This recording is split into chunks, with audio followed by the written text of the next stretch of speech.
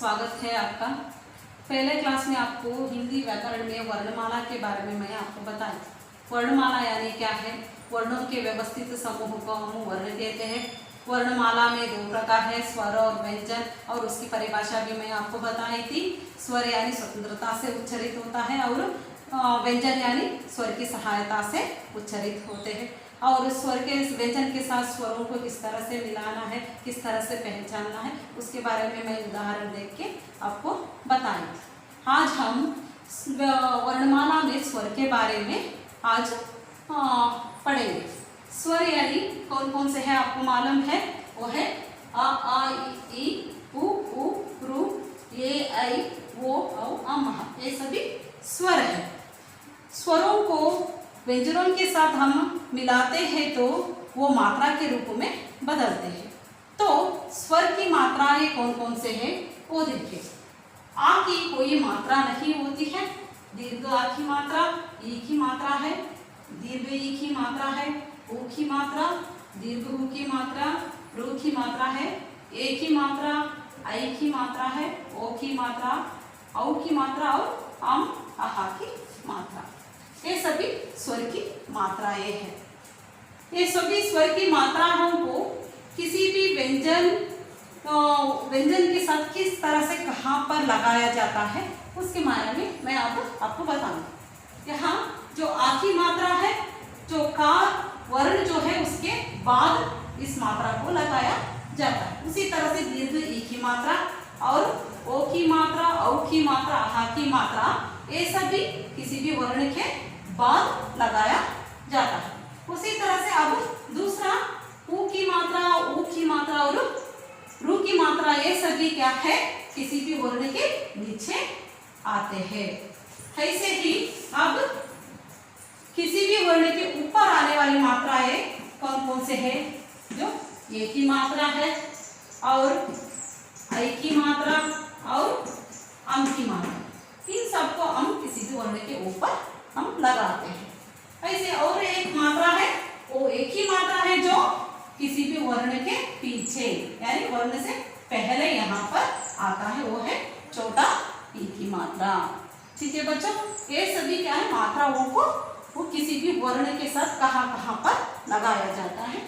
अब स्वर व्यंजन के साथ किस तरह से प्रयोग किया जाता है उसके बारे में मैं आपको बताऊंगी। जो व्यंजन के साथ स्वरों को मिलाने के बाद वो मात्रा के रूप में बदलता है ना, इसलिए जो मात्रा के रूप में बदलने के बाद उसे व्यंजन के साथ किस तरह से प्रयोग होता है उसके बारे में देखिए।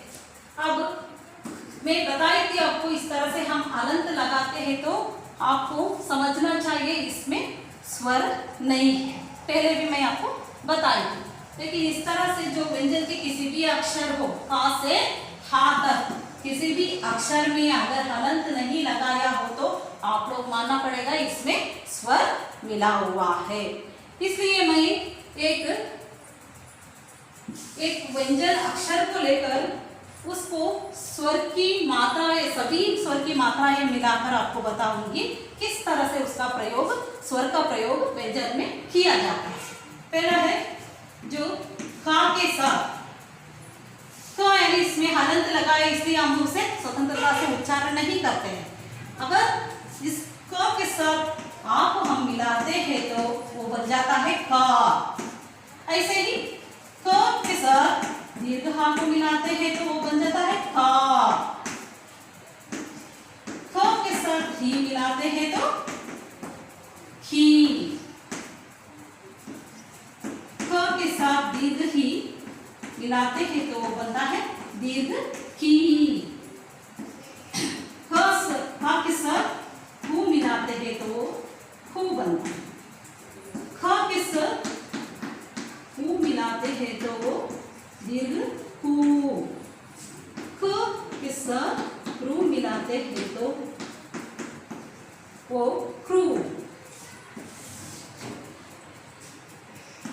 ख के साथ ये मिलाते हैं तो खे। ख के साथ आई मिलाते हैं तो खै। ख के साथ वो मिलाते हैं तो है वो खो, और ख के साथ औ मिलाते हैं तो वो बनता है खो खो। खा के साथ हम मिलाते हैं तो वो हम बनता है। इसी तरह से खा के साथ हम मिलाते हैं तो कह, आहा मिलाते हैं तो वो कह बनता है। देखा आपने किस तरह से किसी भी व्यंजन वर्ण के साथ स्वर मिलता है तो वो बदल कर मात्रा के रूप में बन जाता है, और किस तरह से मात्रा के रूप में बनने के बाद उस व्यंजन वर्ण के साथ हम लगाते हैं, उसके बारे में आप लोग समझ गए। यहाँ पर अब किसी भी एक शब्द में मात्राओं को किस तरह से कि शब्द एक बनता है तो व्यंजन और मात्रा ये मिलकर ही एक शब्द बनता है, उसके लिए एक उदाहरण शब्द मैं आपको बताती हूँ। शाम, ये एक शब्द है शाम, ठीक है। इसमें व्यंजन और स्वर दोनों मिले हुए हैं। उन व्यंजन और स्वरों को मैं यहाँ पर आपको दिखाती हूँ किस तरह से मिले हुए हैं। शाम में शाम, शाम, इसको नीचे मैं हलंत डाल रही हूं तो उसमें आ स्वर नहीं है, कोई भी स्वर नहीं है। ओके, उस स्वर को मैं अलग से आपको लिख के दिखाऊंगी। इसमें कौन सा स्वर मिला हुआ है? दीर्घ आ का स्वर मिला हुआ है। श, दीर्घ आ और माँ को हलंत डालती हूँ तो इसमें रहने वाले स्वर को मैं यहाँ पर अलग से लिख रही हूँ। अ, छोटा आ इसमें मिला हुआ है। शाम, श दीर्घ अ, म आ, ये दोनों स्वर मिलकर यहाँ पर शाम एक शब्द यहाँ पर बना है।